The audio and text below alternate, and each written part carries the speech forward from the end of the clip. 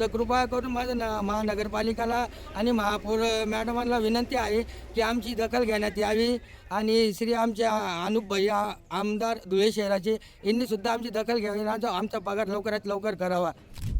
ज्या हातांनी दररोज सूर्योदयापूर्वी धुळे शहराचा कचरा उचलून शहर स्वच्छ ठेवले, ज्यांच्या घामातून शहराचे आरोग्य टिकून आहे, आज त्याच हातांमध्ये भीकेचा कटोरा घेण्याची वेळ आली आहे.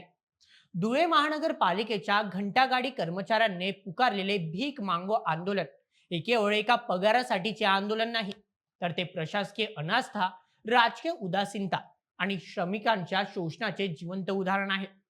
शहराला स्मार्ट बनवण्याच्या गप्पा मारणाऱ्या सत्ताधाऱ्यांच्या नाकाखाली आपल्याच कर्मचाऱ्यांवर उपासमारीची वेळ यावी यासारखी दुसरी शोकांतिका नाही.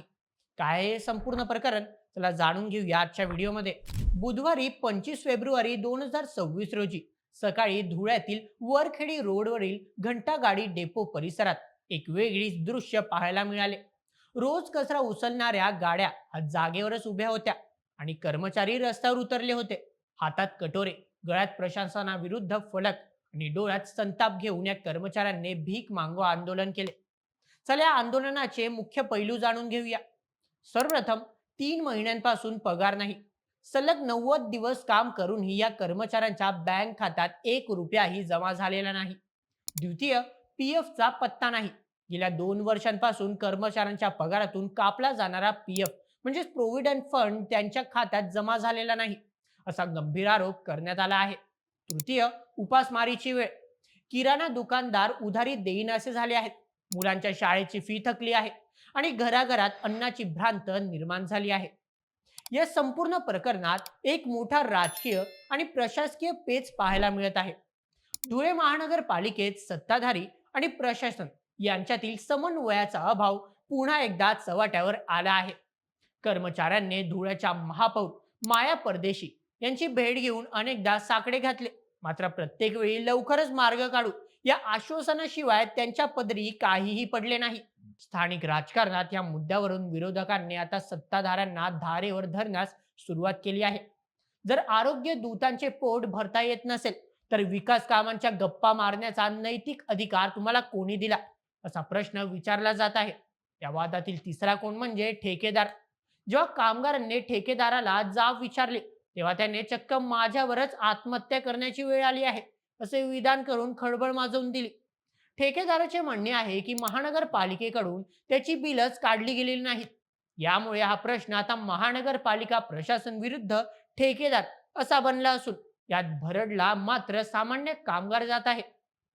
आंदोलक कर्मचारी आता माघार घेण्याच्या तयारीत नाही. त्यांच्या मागण्या स्पष्ट आहेत. सर्वप्रथम, तत्काळ वेतन. मागील 3 महिन्याच्या थकीत पगार एकाच वेळी जमा व्हावा. द्वितीय, पीएफचा हिशोब. गेल्या 2 वर्षांचा थकीत पीएफ व्याजासह खात्यात जमा झाल्याची अधिकृत पावती मिळावी. तृतीय, वेळेवर पगार. प्रत्येक महिन्याच्या 5 तारखेच्या आत पगार मिळेल याची लेखी हमी मिळावी. जर हे आंदोलन लांबले तर धुळे शहराचे आरोग्य धोक्यात येण्याची शक्यता आहे. घंटागाड्या बंद राहिल्याने गल्लीबोळात कचऱ्याचे साम्राज्य निर्माण होईल. वाढत्या उन्हामुळे कचरा कुजल्यास साथीचे रोग पसरण्याची भीती आहे. कामाचा मोबदला न देणे हे मानवी हक्कांचे उल्लंघन आहे. प्रशासन याकडे केवळ तांत्रिक अडचण म्हणून पाहत आहे, जे अत्यंत संतापजनक आहे. धुळे महानगरपालिकेतील हे भीक मागो आंदोलन म्हणजे व्यवस्थेच्या तोंडावर मारलेली चपराक आहे. जे शहराचे बजेट कोटींच्या घरात असते त्या शहरात 100-200 रुपयांवर काम करणाऱ्या गरिबांच्या हक्कांचे पैसे का दिले जात नाहीत? हा प्रश्न आता केवळ पैशांचा उरलेला नाही, तर तो श्रमिकांच्या प्रतिष्ठेचा झाला आहे. जोपर्यंत पगार मिळत नाही तोपर्यंत कामावर न परतण्याचा पवित्रा कर्मचाऱ्यांनी घेतला आहे. आता आयुक्त आणि लोकप्रतिनिधी यावर काय तोडगा काढतात? हे शहर कचऱ्याच्या ढिगात जाण्याची वाट पाहतात. येणाऱ्या 24 तासात स्पष्ट होईल. या संपूर्ण प्रकरणावर तुमचे काय मत आम्हाला कमेंटमध्ये नक्की कळवा आणि अशाच व्हिडिओसाठी सबस्क्राईब करा बोल एम एच आपल्या युट्यूब चॅनलला. धन्यवाद.